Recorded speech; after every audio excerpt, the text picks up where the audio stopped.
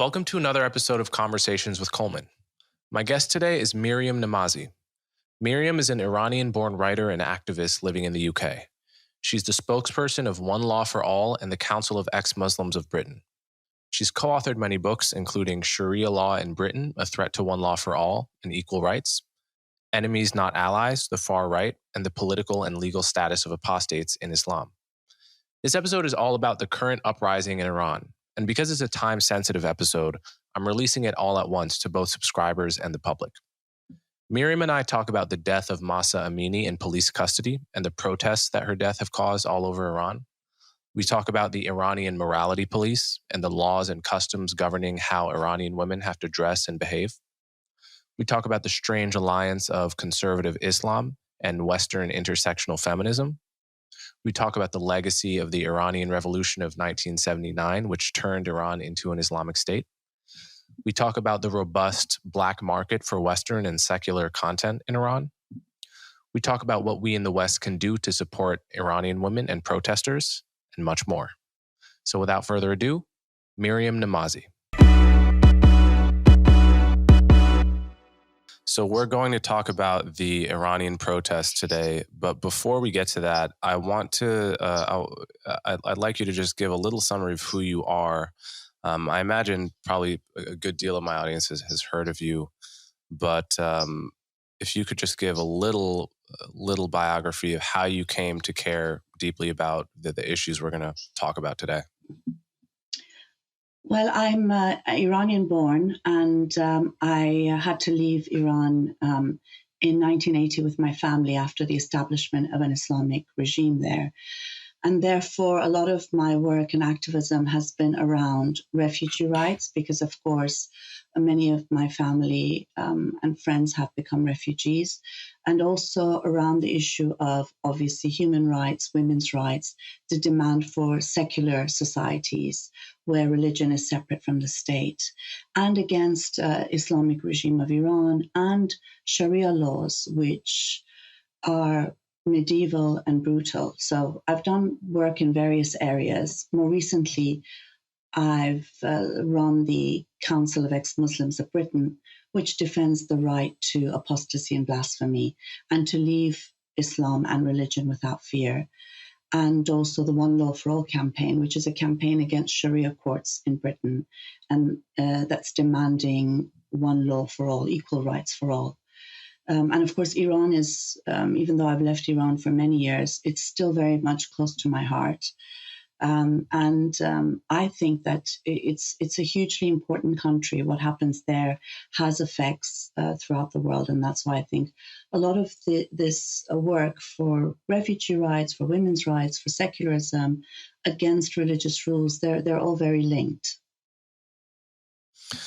So can you give my audience a brief reminder about some of the history here, the significance of the Iranian Revolution, and how that changed the country with respect to Islam? Well, I think Islam has always had a role to play in Iran, unfortunately, a negative role in recent history. Even during the Shah's dictatorship, Islam did play a role in that state. But of course, it's incomparable to what happens when you live. It's the difference between a dictatorship and a theocracy, which is complete totalitarianism. And so I think one of the things I think is important to know is that the Iranian Revolution was not an Islamic revolution. This is something that's often this is the way it's often portrayed, but that's not the case. It was a revolution for freedom, for equality, and also against dictatorship. But unfortunately, the Islamic movement came and took this revolution over, really established itself by slaughtering an entire generation. And I do want to add here that during that time, we're talking about a time during the Cold War, between the US and the Soviet Union of the time. And US foreign policy, part of it was to create a green belt or an Islamic belt around the Soviet Union at the time. And that's why at that time, for example, they trained and supported the Mujahideen in Afghanistan, Islamist organizations, and also met in Guadeloupe to decide that they preferred an Islamic regime there, given the politics at the time, the Cold War politics at the time. So I think all of these forces came into play, and we got stuck with a horrendous Islamic regime. And I think if you look at photos of Iran, of Afghanistan, of Iraq 40 plus years ago, you see very different countries. And I think what's great about the protests taking place in Iran today is you're seeing that image, a different image, a modern, a secular, a woman-friendly image, that's very different from the sort of brutal, violent, misogynist Islamic movement that we're so used to seeing in our lives and on our television screens every day. So let's jump to the present now. Who is Masa Amini, and why has her death in police custody sparked such outrage? Masa Amini was a 22-year-old woman. She was visiting from Iranian Kurdistan. She was visiting with her brother. She came to Tehran. And when she was there, she was arrested by the guidance patrol, the morality police, as they're called. And basically, this is something that happens to millions of women every year. There's these morality police that roam the streets hunting for women, basically. As you know, compulsory veiling is the law in Iran. So mostly, even Mahsa was veiled. The problem, though, was that she wasn't properly veiled according to them. So she might have strands of hair outside of her veil, or her veil was too far back. So they arrested her, even though, and her brother was begging them, don't take her. We're guests here, we're visitors here. We don't live in Tehran. And in a couple of hours, she was taken to the hospital, and she was brain dead upon arriving in the hospital. And they had beaten her so brutally that they had killed her. They basically murdered her. And they did try to say that, she must have had heart problems, she collapsed, but she was a perfectly healthy woman. And doctors at Castro Hospital, where they brought her, did say that she was brain dead upon arrival. There was dried blood in her ear, which shows that her head was battered. And also there are eyewitnesses that said she was brutalized.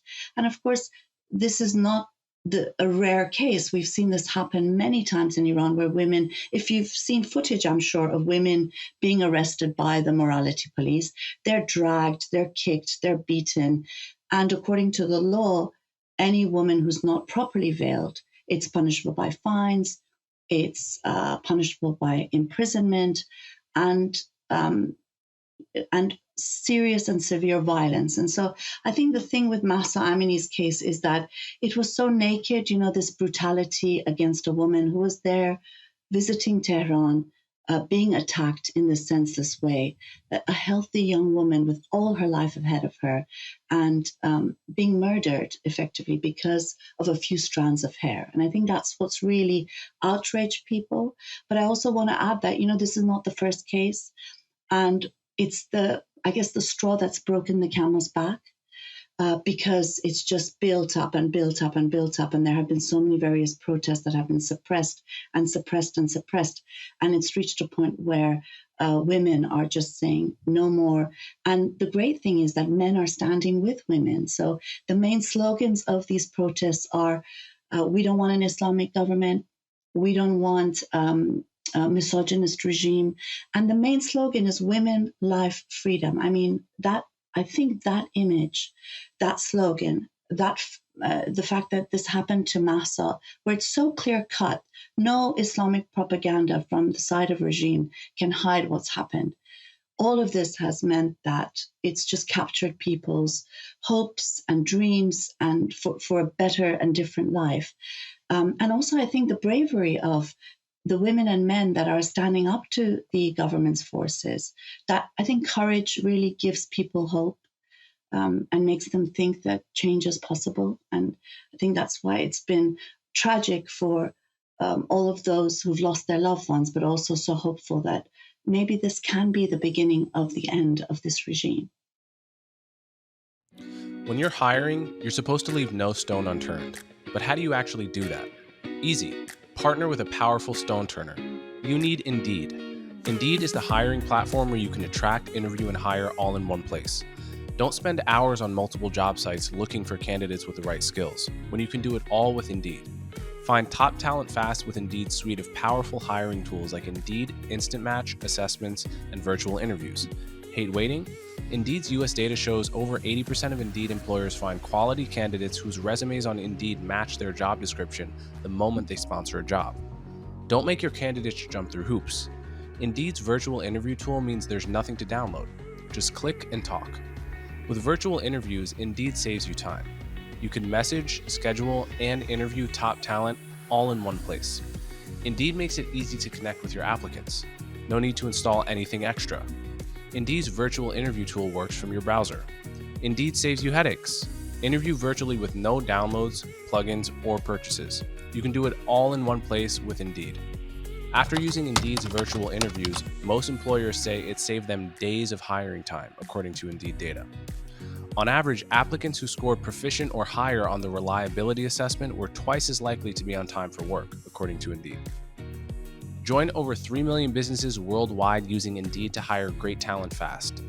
Indeed knows that when you're growing your own business, you have to make every dollar count. That's why when you sponsor a job, you only pay for quality applications from resumes in our database matching your job description. Visit Indeed.com/conversations to start hiring now. Just go to Indeed.com/conversations. That's Indeed.com/conversations. Terms and conditions apply. So there are lots of people in the world, some conservative Muslims, others Western feminists, that sincerely feel the hijab is really a beautiful symbol of religious morality and a positive force in society, and that support, if not the compulsory wearing of it, then wearing it as a choice. And so I'm curious, what would you say to persuade someone who believes that sincerely? Well, I mean, I think, look, obviously, it's a given that if you're fighting for the right to be unveiled, there is also this right, but I put it in quotes, to be veiled. Because obviously the point is that women should be able to wear whatever they want. But I think to portray the veil as a right and a choice is misleading at best, because the fact of the matter is that what is the veil for? What does it represent? Why do women have to wear the veil? Why don't men wear blinders, for example, or cover their eyes if they cannot manage to walk down a street without seeing a woman's hair? And the reason women have to be veiled is because they are seen to be the source of fitna and chaos in society, and they have to be veiled in order to keep societal harmony, basically.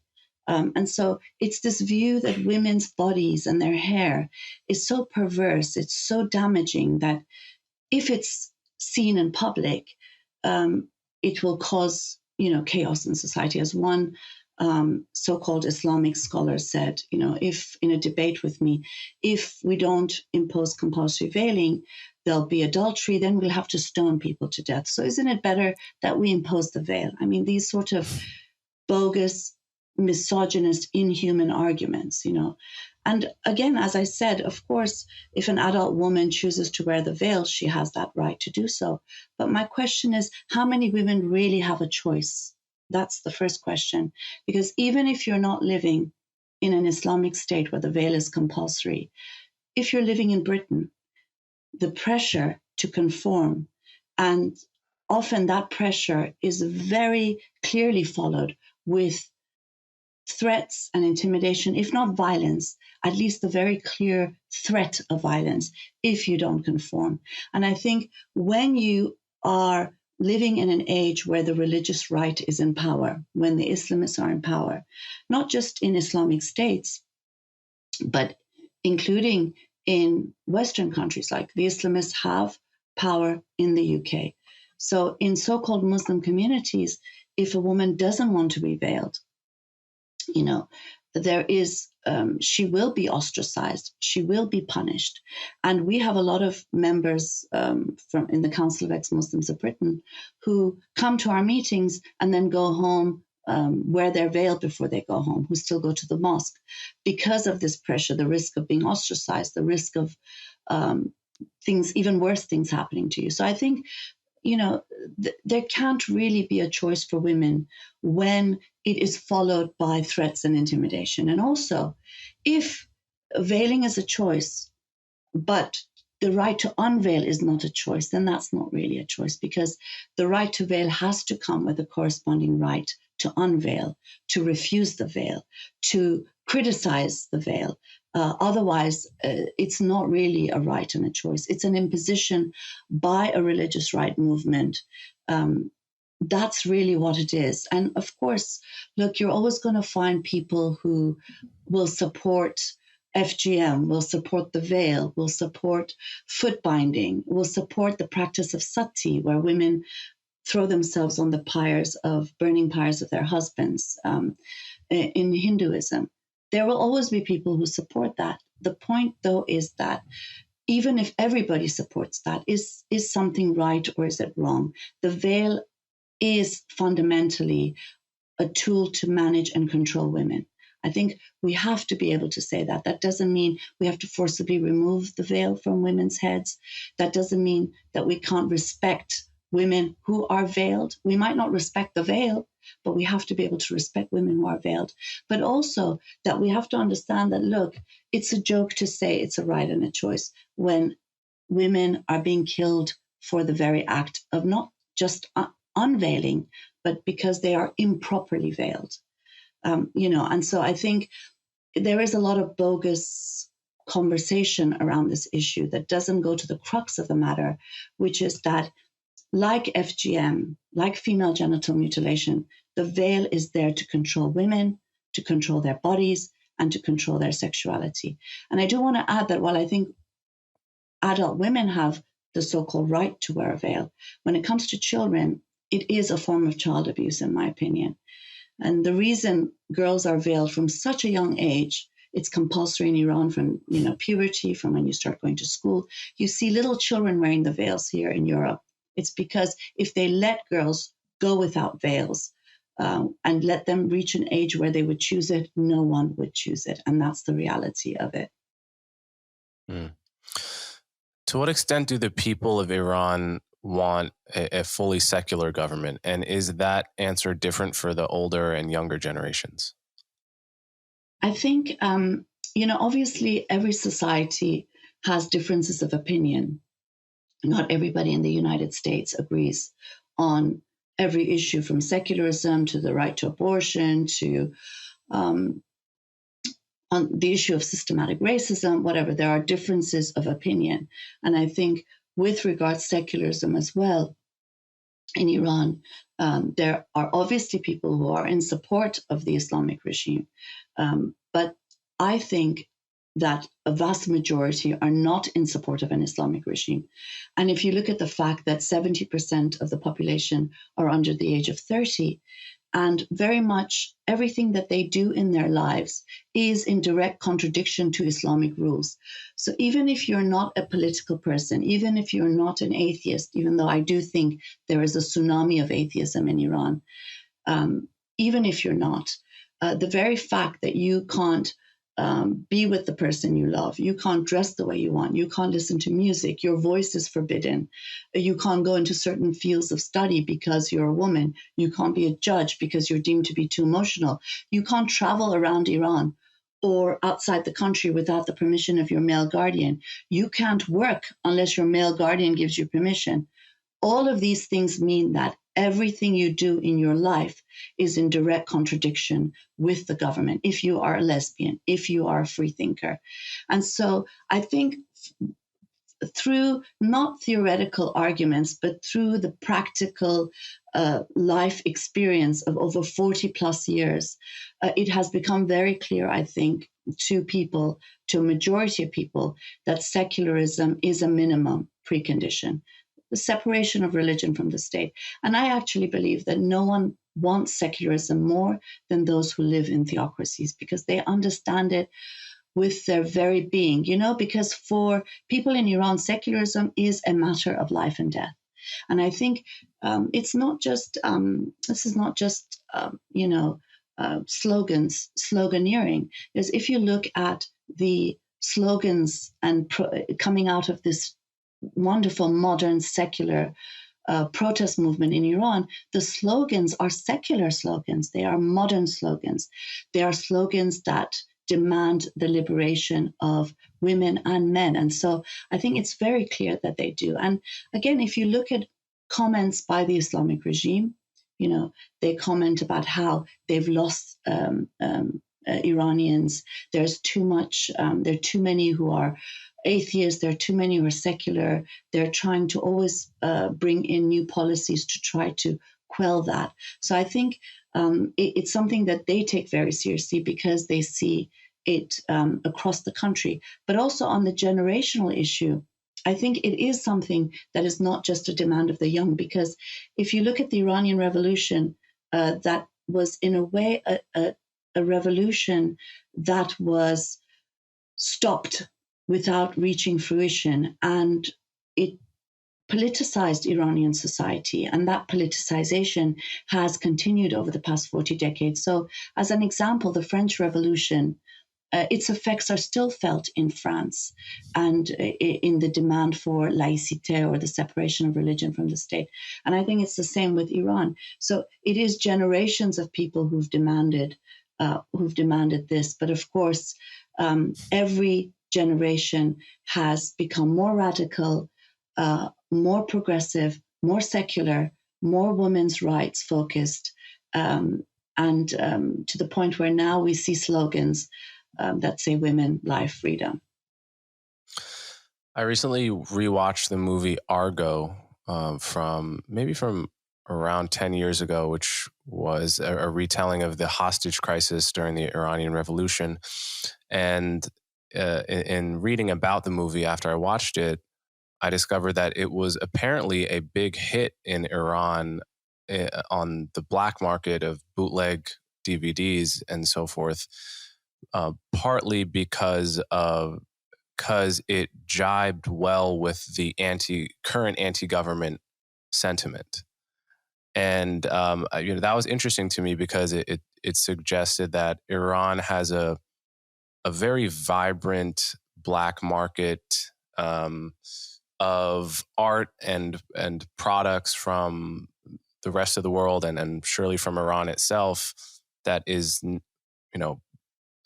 that the government is unable to crack down on. In other words, it's not like anything like a North Korea that seems to truly have tight control over what people do with their time, but that there is just a vibrant world that the government is unable to control, where ideas are flourishing. Do you share that impression? Yeah, I mean, definitely there is that. And also I think in the age of internet and social media, the access to information is very, very difficult to control. And of course, the government does try to restrict access to the internet, but there are very many ways people try to bypass the controls and to have access. And I think, in the age of social media, it is hugely difficult to keep a population completely uninformed. And of course, satellite dishes, again, a large number of people have satellite dishes where they watch news not made in Iran, where they watch films not made in Iran. And so, you've got this thing where the government comes and takes people's satellite dishes, brings tanks in the street and rolls over them. And in 24 hours, the dishes are back up again, new dishes are back up again. And with social media too, it has brought about a huge change in what information people can have access to. And I think that has been a huge help as well. And I think that's why there's so much effort on the part of the government to control social media, to control the internet, but it has proved impossible for them. My name is Coleman Hughes, and I'm the host of the podcast Conversations with Coleman, a platform where I have honest, unfiltered conversations with the world's brightest minds on the most pressing issues of our time. The ability to think freely is what moves society forward. That's why, for all fans of the show, I've created the Unfiltered Community. The Unfiltered Community is a space for open, honest conversations about difficult social and political issues. In the Unfiltered Community, you'll also gain access to unaired episodes of Conversations with Coleman, exclusive Q&As with me, and other bonus content. Join me and thousands of others as we challenge convention, question everything, and seek the truth with an open mind. Let's change the world, one conversation at a time. Join the community today at www.colemanhughes.org/unfiltered. So one of the things that I've understood from my reading of the news is that the attitude towards the West, towards America and Israel in particular, are one of the large polarized opinions between the protesters and the counter-protesters. So I read in AP 2 days ago, there was a big counter-protest that may or may not have been even organized by the government. I guess it seemed unclear to me, but they were chanting "Death to America, Death to Israel," alongside supportive comments about Khomeini and the regime. So I'm curious, why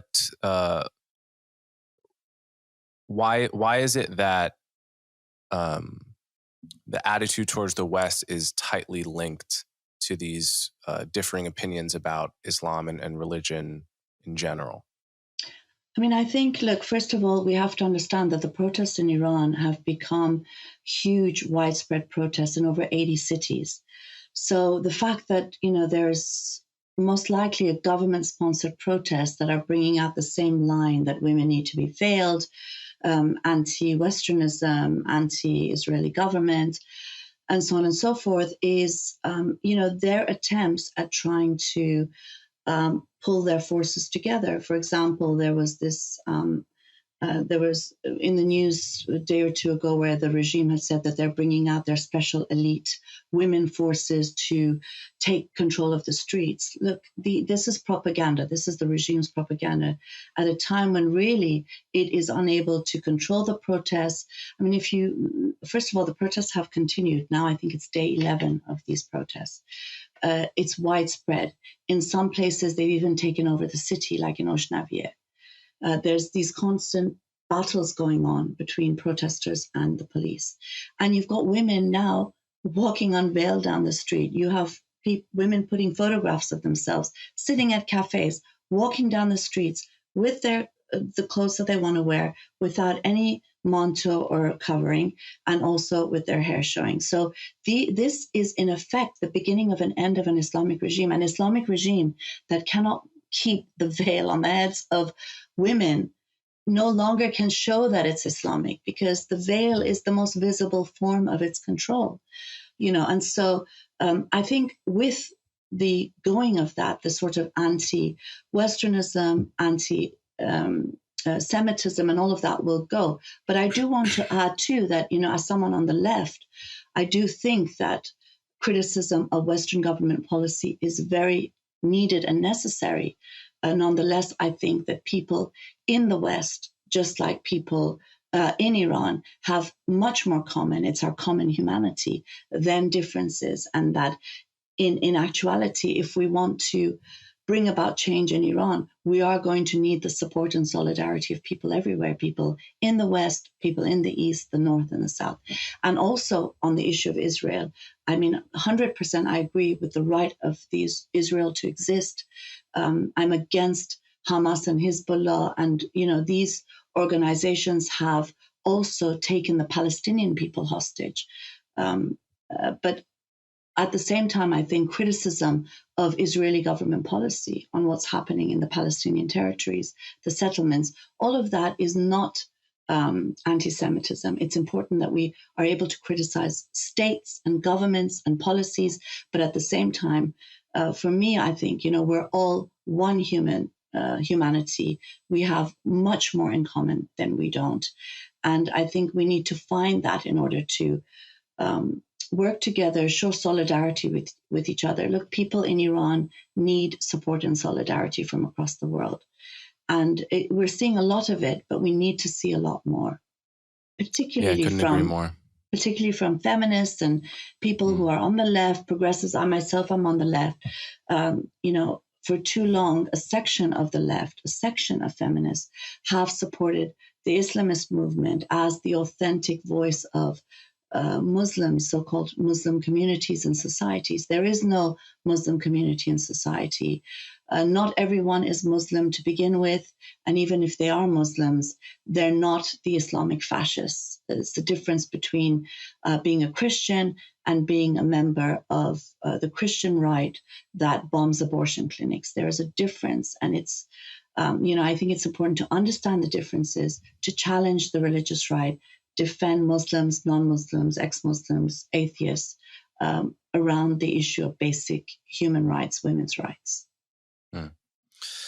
So I was looking back at the 2019 protests in Iran, which were more massive than I remembered, and many people were killed by the police. They were really just huge. And I was looking at some of the slogans that were uttered then, and one of them apparently or allegedly was "O Shah of Iran, return to Iran," which brought up the question for me, is it that protesters clearly want a secular government, but do they want a secular monarchy or do they want a secular democracy? Again, look, I'm not a monarchist. I'm against the monarchy. So again, I can only say that, look, of course, there are people who will support the monarchy and want the monarchy back in Iran. I think the problem with the world in general and also Iran is that there is a historical amnesia. The whole reason why there was a revolution in the first place was because of the Shah's dictatorship. The fact that a lot of people killed by the Islamic regime were on the list of the Shah's Savak, or, secret police.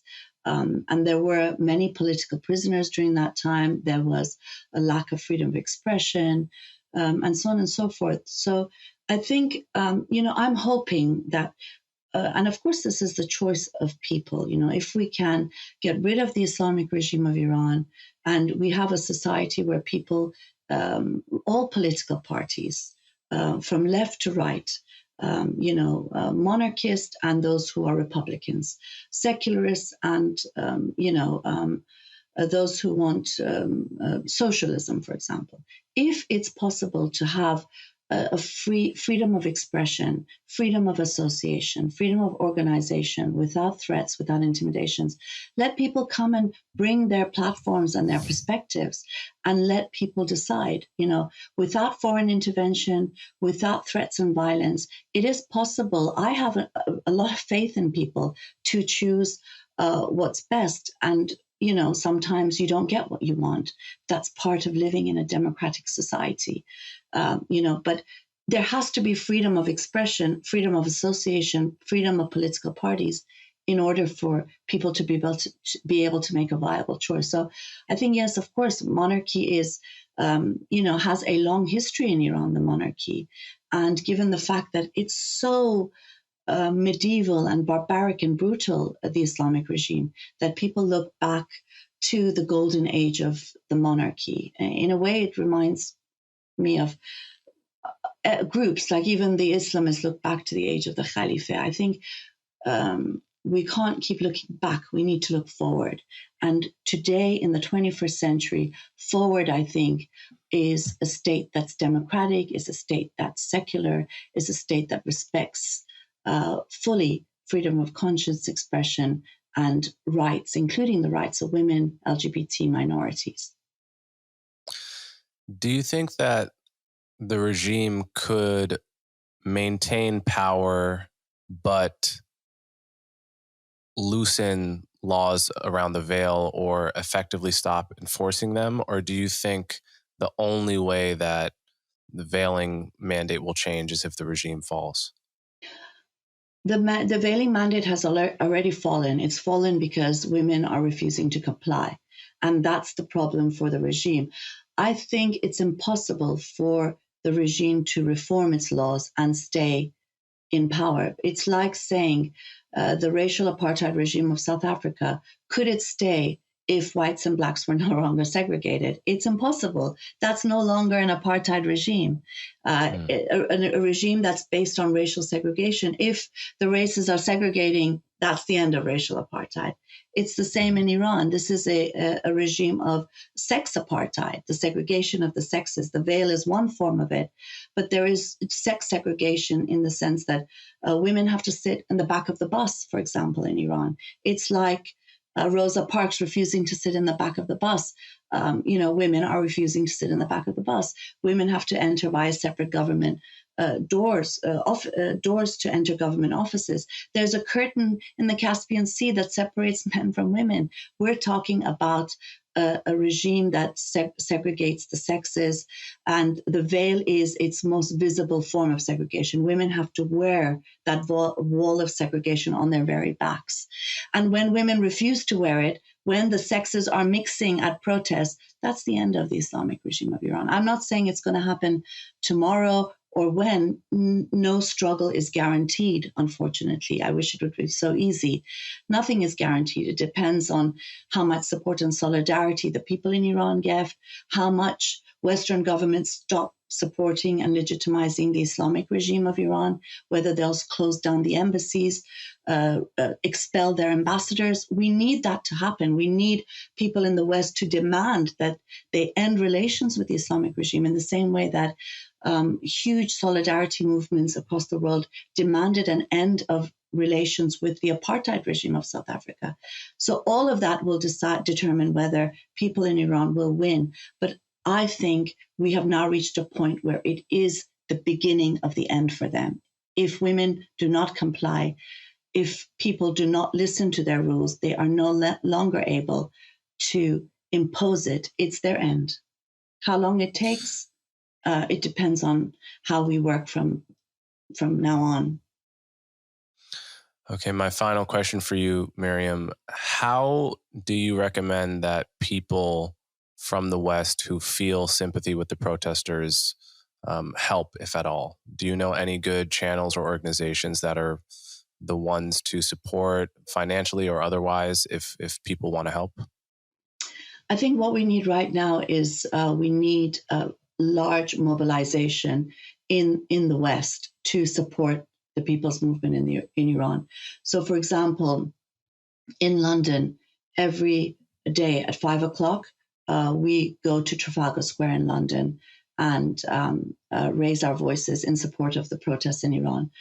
On October 1st, on Saturday, there is a global day of action where there are going to be protests in cities across the globe. So I would encourage all those who want to support this movement to look out for protests that are taking place in their cities and to join them. It makes a huge difference. We've had so many non-Iranians join the protests. It gives encouragement. It gives courage to those in Iran as well to see this mass mobilization. The other thing I think is to put pressure on governments to stop legitimizing, recognizing this government. The embassies should be shut down.